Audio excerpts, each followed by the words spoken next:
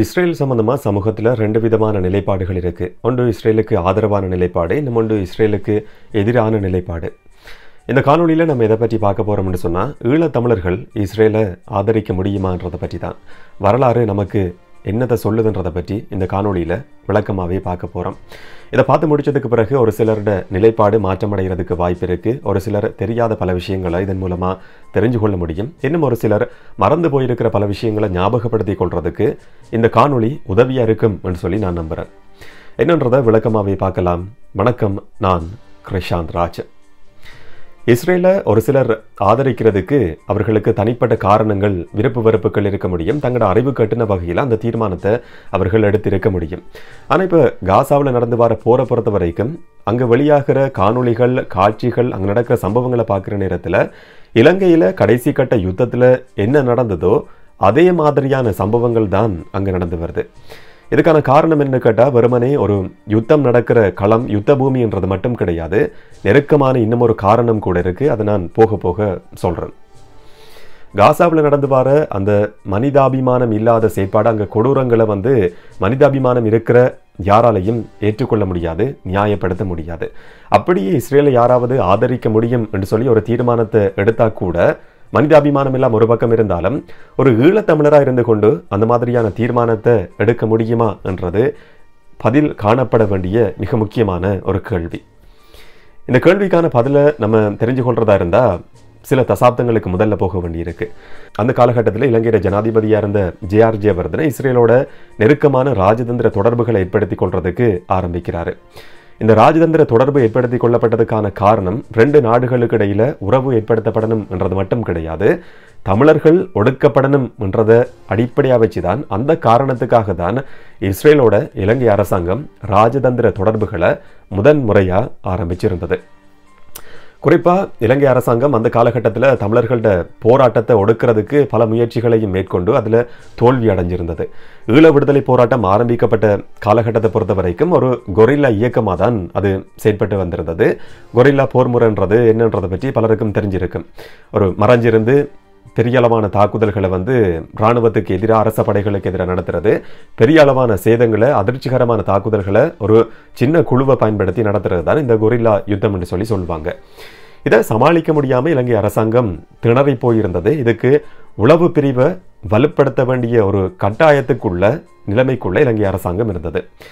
இலங்கை அரசாங்கம், ஜே.ஆர். ஜெயவர்தன் அரசாங்கம் அந்த காலகட்டத்தில் என்ன முயற்சி எடுக்கிறாங்கன்னு சொன்னால், பிரிட்டன்டையும் அமெரிக்காவிட்டையும் இலங்கையோட உளவு பிரிவை வலுப்படுத்துறதுக்கான பயிற்சிகளை கொடுக்க சொல்லி ஒரு கோரிக்கையை முன்வைக்கிறாங்க, ஒரு உதவியை கேட்குறாங்க. அந்த உதவி மேற்குலக நாடுகளால், பிரிட்டனாலையும் அமெரிக்காவாலையும் நிராகரிக்கப்படுது. இப்படி நிராகரிக்கப்பட்டதுக்கு பிறகுதான் இஸ்ரேலை நோக்கி இலங்கை அரசாங்கம் நகர வேண்டிய ஒரு சூழல் கூட உருவாகி இருந்தது. இது வெறுமனே ராஜதந்திர உறவு மட்டும் கிடையாது, உளவு பிரிவிட உதவியை பெற்றுக்கொள்றதுக்காக, தமிழர்களை ஒடுக்கிறதுக்காக இந்த ராஜதந்திர உறவு முதன்முறையாக ஏற்படுத்தி கொள்ளப்பட்டிருந்தது. அதுக்கு பிறகு படிப்படியாக இலங்கை அரசாங்கம் அங்கிருந்து பல உதவிகளையும் பெற்றுக்கொள்றதுக்கு ஆரம்பிக்குது. உளவு பிரிவு கடுமையான பயிற்சிகளை இலங்கையோட உளவு பிரிவுக்கு கொடுக்குது. இந்த கொரில்லா யுத்தத்தை எப்படி கட்டுப்படுத்தலாம், எப்படி ஒடுக்கலாம்ன்றது சம்பந்தமான ஏராளமான பயிற்சிகள் இஸ்ரேலோட உளவு பிரிவால் இலங்கைக்கு கொடுக்கப்பட்டிருந்தது. இப்போ இருக்கிற மாதிரி மொசாட்டை பொறுத்த வரைக்கும் உலகத்திட வலிமையான உளவு பிரிவுகளில் ஒரு ஒன்றுதான் என்று சொல்லி பலரும் நம்புகிறாங்க. அந்த காலகட்டத்திலையும் கூட அப்போவே அந்த அளவுக்கு இஸ்ரேலோட உளவு பிரிவுன்றது வளர்ச்சி அடைஞ்சிருந்தது. இதனால தான் இலங்கை அரசாங்கமும் இந்த உளவு பிரிவோட உதவியை பெற்றுக்கொள்றதுக்கான முயற்சிகளில் ஈடுபட்டிருந்தது. எப்படி உளவு பயிற்சிகள் ஒரு பக்கம் இருந்தாலும், இன்னும் ஒரு பக்கம் இராணுவத்துக்கு இஸ்ரேல் அரசாங்கம், இஸ்ரேல் இராணுவம் நேரடியான பயிற்சிகளை கொடுத்திருந்தது. இதுக்கான ஆதாரங்கள் கூட இப்போ வரைக்கும் இருக்கு. ஒரு பக்கம் இலங்கை அரசாங்கத்துக்கு, இலங்கை அரச படைகளுக்கு பயிற்சிகளை கொடுத்து அதே இஸ்ரேல் தமிழர்களுக்கும் பயிற்சிகளை கொடுத்தது என்ற கதைகள் கூட இருக்குது. அதை பற்றி நம்ம இன்னும் ஒரு வீடியோவில் வேணுமெண்டா பார்க்கலாம். டபுள் கேம் என்று சொல்லி இரட்டை வேடத்தில் இஸ்ரேல் அந்த காலகட்டத்திலே செயற்பட்டதுன்றதுக்கான சில கதைகள் கூட இருக்குது. உறுதிப்படுத்தப்படாத தகவல்களாக இருந்தாலும் அப்படியான பல கதைகள் கூட இருக்குது. அதை இன்னும் ஒரு வீடியோவில் வேணும்னு சொன்னால் நம்ம பார்க்கலாம். ஒன்று, இந்த மாதிரியான உளவு பயிற்சிகள் கொடுக்கப்பட்டது, இராணுவ பயிற்சிகள் கொடுக்கப்பட்டது. இதெல்லாம் ஒரு பக்கம் இருக்க, இஸ்ரேலில் அந்த காலகட்டத்தில் தயாரிக்கப்பட்ட பெருமளவான ஆயுதங்கள் இலங்கையில் வச்சு தான் பரிசோதிக்கப்பட்டது என்ற குற்றச்சாட்டு கூட இருக்கு. எப்படி பல நாடுகளில் தயாரிக்கப்படுற மருந்துகள் ஆப்பிரிக்க நாடுகள்லையும் ஆசிய நாடுகள்லையும் ஒரு மருத்துவ கூடமாக அந்த நாடுகளை வந்து சில நாடுகள் பயன்படுத்துகிறதா ஒரு குற்றச்சாட்டு இருக்கோ, அதே மாதிரி இந்த ஆயுத உற்பத்தியில் ஆயுத தயாரிப்பில் ஈடுபட்டு வர சில நாடுகளும் கூட போர் நடக்கிற நாடுகளை பயன்படுத்தி கொண்டு அதை பரிசோதிக்கிறதுக்கான முயற்சிகளில் ஈடுபடுறது வழமையானது. இஸ்ரேலும் இலங்கையை இப்படி பயன்படுத்தி கொண்டதாக கூட ஒரு குற்றச்சாட்டு இருக்கு. இதை தவிர ஏராளமான போர் விமானங்களையும் ஆளில்லா விமானங்களையும் போர் கப்பல்களையும் இஸ்ரேல்கிட்ட இருந்து இலங்கை அரசாங்கம் வாங்குறதுக்கு ஆரம்பிச்சிருந்தது. குறிப்பாக இலங்கையை பொறுத்த வரைக்கும் இந்த போர் நடந்த காலகட்டங்களில் தமிழீழ விடுதலை புலிகள் இயக்கம் உலகத்திலேயே கடற்படையையும் விமானப்படையையும் வச்சிருந்த ஒரே ஒரு இயக்கமாக கருதப்பட்டிருந்தது. ஒரு வலுவான இயக்கமாக அந்த காலகட்டத்திலிருந்தே செயல்பட்டு வந்திருந்தது. இதுக்காக இலங்கை அரசாங்கத்தினுடைய கடற்படையையும் விமானப்படையையும் வலுப்படுத்த வேண்டிய ஒரு தேவை கூட இலங்கை அரசாங்கத்துக்கு உருவாகியிருந்தது.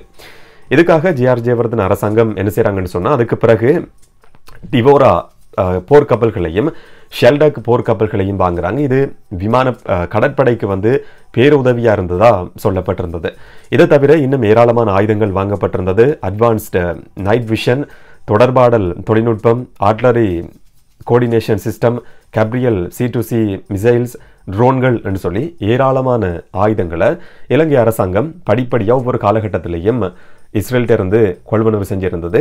இது பணம் கொடுத்து கொள்வனவு செய்யப்பட்டது ஒரு பக்கம் இருக்கு, ஆயுத ரீதியான உதவிகள் கூட இஸ்ரேலால் கொடுக்கப்பட்டதாகவும் சில தகவல்கள், உறுதிப்படுத்தப்பட்ட தகவல்கள் இன்றைக்கு வரைக்கும் இருக்கு.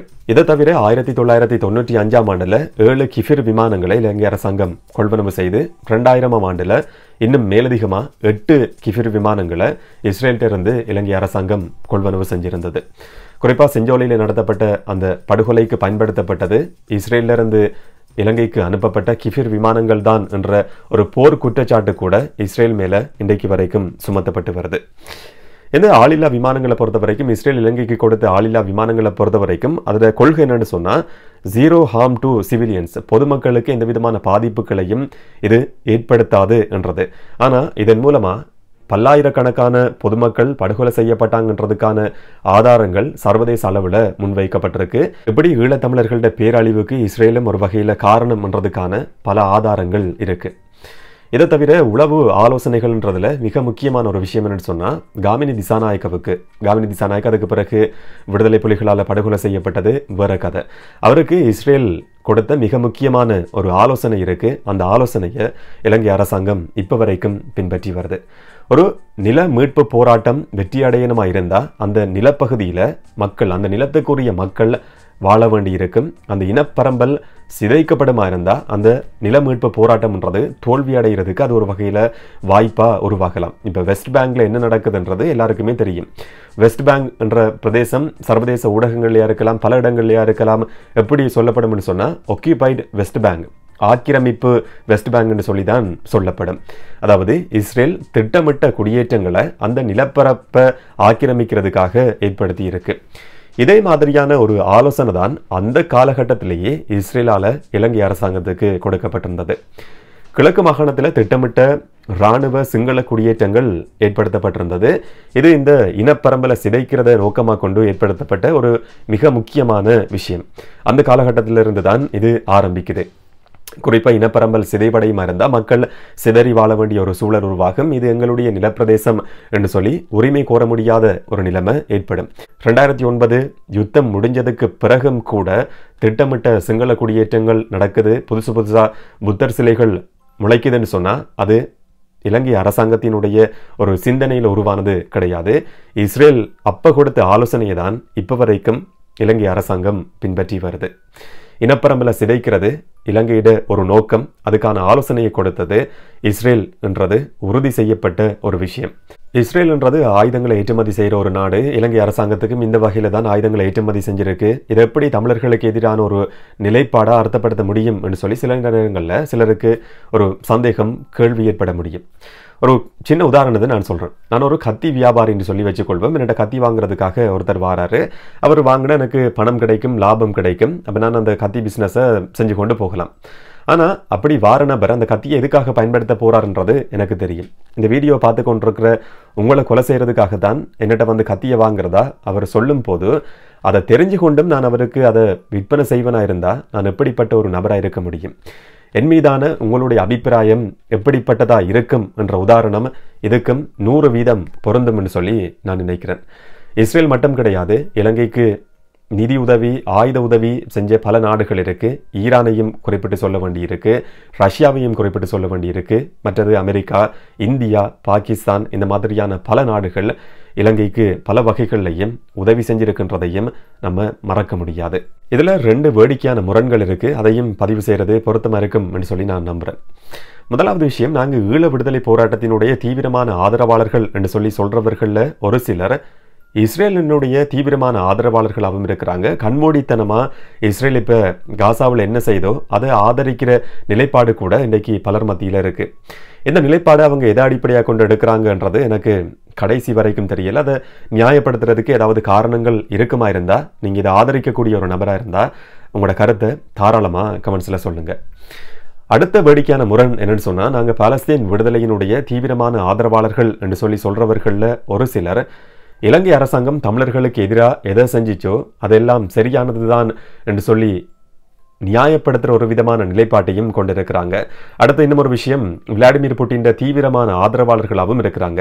ஒரு பக்கம் நாங்கள் பாலஸ்தீன் விடுதலை போராட்டத்தினுடைய தீவிரமான ஆதரவாளர்கள் என்று சொல்லி காட்டிக்கொள்கிற அதே நேரத்தில் யுக்ரைனை ஒடுக்கிற ரஷ்யாவினுடைய ஜனாதிபதி விளாடிமிர் புட்டின் தீவிரமான ஆதரவாளர்கள் என்று சொல்லி இந்த மாதிரியான நபர்கள் தங்கள் எப்படி காட்டிக்கொள்றாங்கன்றது எனக்கு இன்றைக்கு வரைக்கும் விளங்காம இருக்கு. இது ஒரு வேடிக்கையான முரண் என்று சொல்லியே சொல்லலாம். இதுக்கான காரணம் அவங்களுடைய அறியாமையா, இல்லாட்டி முட்டாள்தனமா, இல்லாட்டி சுயநலமா என்றது எனக்கு தெரியல. இதை பற்றி நீங்க என்ன நினைக்கிறீங்கன்றத கமெண்ட்ல பதிவு செய்யுங்க. இன்னும் ஒரு வீடியோல இன்னும் ஒரு காணொலியில சந்திக்கலாம். வணக்கம்.